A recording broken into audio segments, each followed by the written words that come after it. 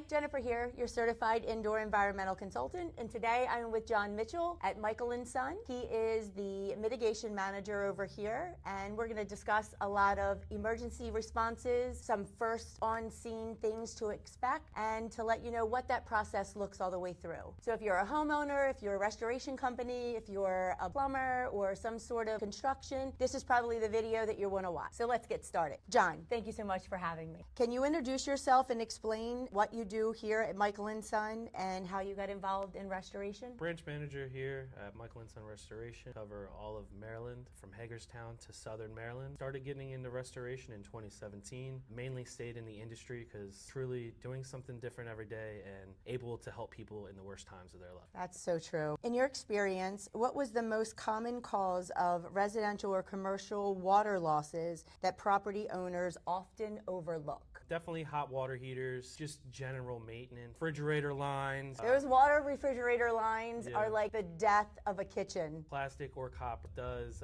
deteriorate over time. Appliances, you're placing water lines, hot water heaters, calcium buildup, building up on the outside. So that calcium buildup, what does that look like? Typically a white residue can be incorporated with a little bit of rust because there is moisture. It'll build up connecting points where the copper lines meet the water heater, and that can create deterioration, create leaks. When you see that stuff, you want to maintain and fix that right away so you don't end up with a $30,000 water claim because your whole basement is flooded. Yeah, what I'm hearing him say is most homeowners don't go look at their hot water tank. We just turn on the water, we have hot water, and that's all we care about. But maybe go down there every now and then when you change your filters, if your HVAC is in there, maybe just take a look at your little copper piping or maybe the drain just to make sure you don't see that white calcium buildup. That's a good tell sign, that something could be breaking down. And you don't want your hot water being all over the basement or whatever level it's on, because hot water really damages the building materials quicker than if it was just a cold water. Of course, it could be like a 20 or 40 gallon tank, and then you're going to run continuously until that main water valve is shut off. So that's a very good key. So don't overlook the calcium buildup.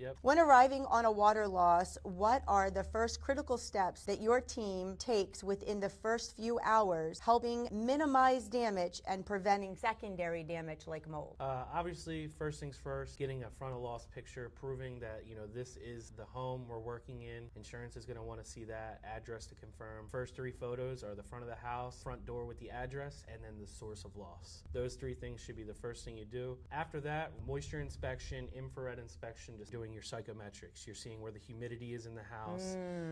You're then creating chambers to get rid of that humidity, and then any obvious water cleanup, any materials that can be removed at that time, so you can create that evaporation and get materials drying fast. What you can't see, water being so deceitful, multiple layers of flooring, multiple layers of wall assemblies, having that matrix of knowing what the relative humidity is a good sign. Tell you that we still have an issue, maybe that the moisture meter is not picking up because of, older homes do have multiple layers.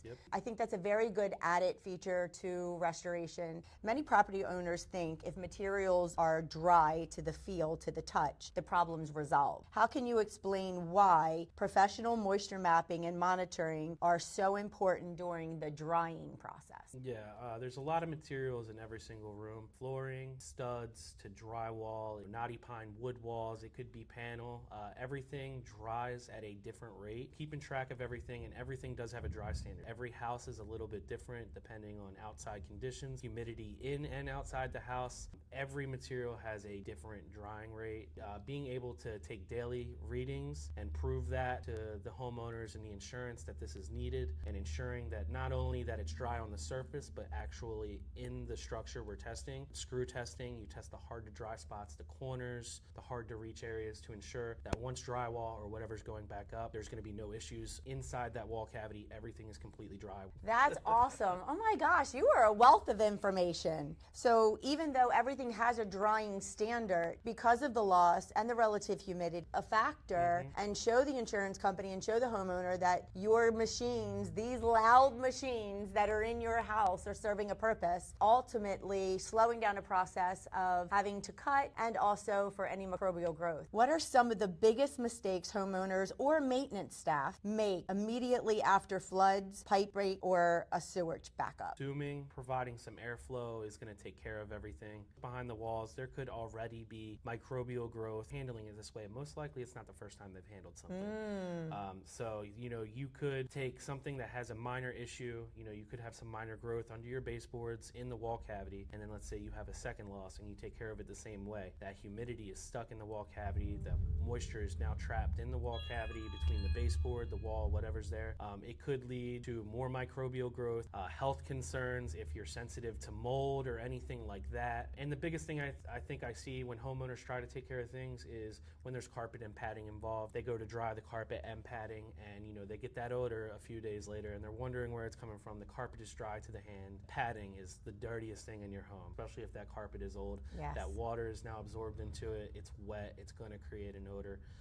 9 out of 10 times, that's where odors are coming from when you have a water loss and carpet and pad is involved. We name water losses category 1, category 2, category 3 in the environmental world, standards on how to clean them up. And if you're a DIY and you're trying to do it yourself, then you could run into very big steps that are being missed that could then create a larger claim loss down the road. Correct. Anything a category 2, especially a category 3 being sewer, you add in all types of bacteria. On the emergency side, probably clean up exactly, but then call a professional in that has the right cleaning tools, the right cleaning methods, and the right cleaning solutions. Our customer base, we offer free inspections. Just make sure our customers' homes are dry. Minor loss, we're not trying to do a job. We can give the customer, the best advice possible to get, proper antimicrobials, to rent a fan for a few days. This isn't something you should file an insurance claim for, and you don't necessarily need to hire us for. So we do give the information to the customer, but if it's something larger, some customers just don't want to take care of it, and they feel comfortable with a professional taking care of it, and we'll take care of it for you. Okay, so back up. Wait a minute. I heard the word free. Explain to them again,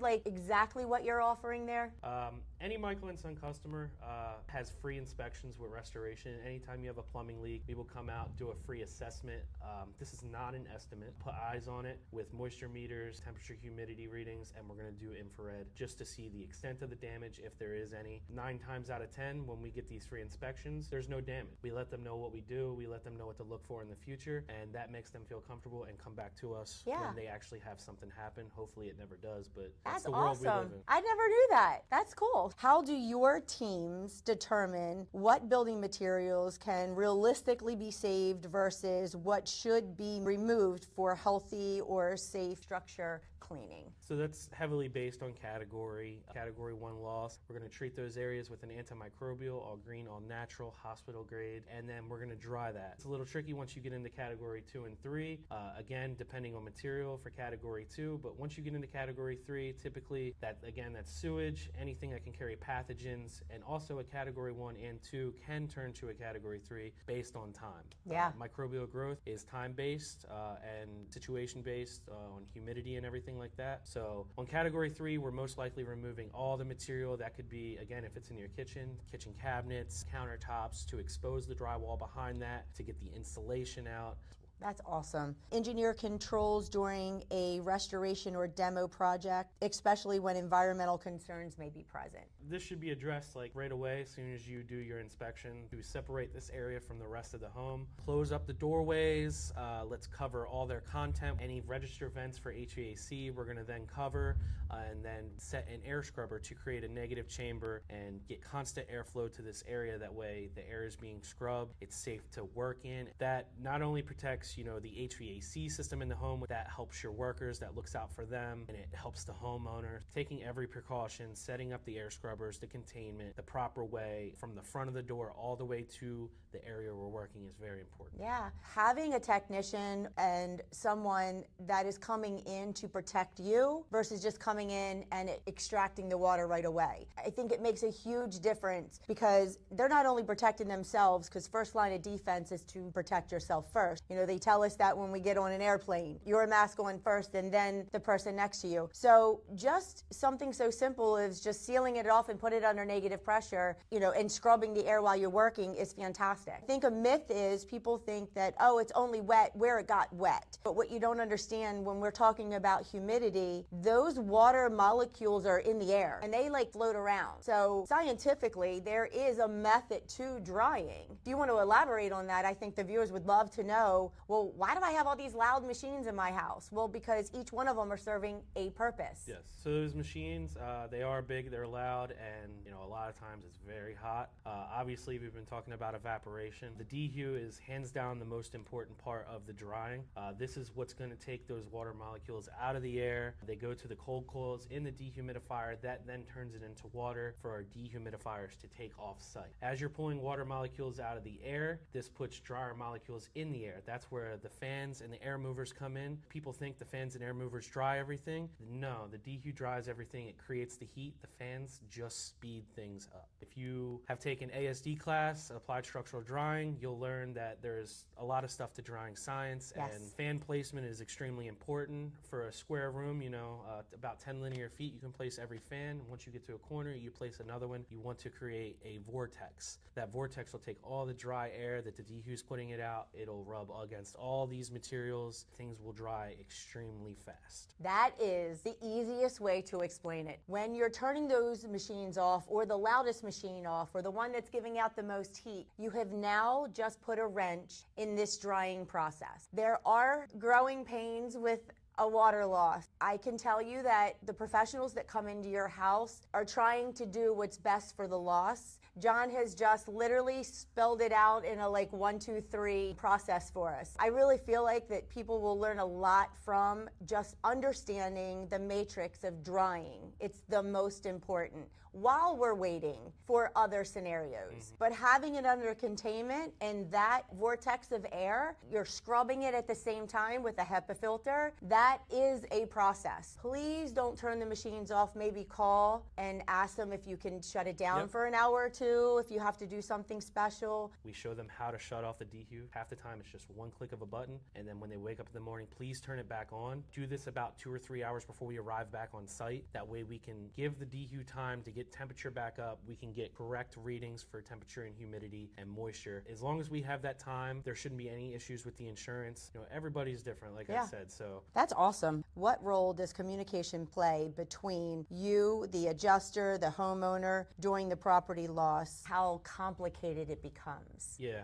communication is everything. Setting expectation. Communication from letting the customer know, hey, we're on the way, we're gonna get you taken care of today. Walking the customer through the job allows them to be educated on what's happening in their house. Less questions for you, your crews, and the adjuster. You really wanna give them all the information. We really like to take it to the next level with that. We are a one-stop shop here. We do offer the rebuild on the back end. But yeah, that communication not only limits complaints, phone calls, fusion, it is the professional way to handle everything with the job. For landlords or property managers that are watching this interview, what proactive maintenance or precautions that you recommend that you can give them to reduce future water liability concern? Taking a look at your plumbing, HVAC as well, because HVAC can cause water damage.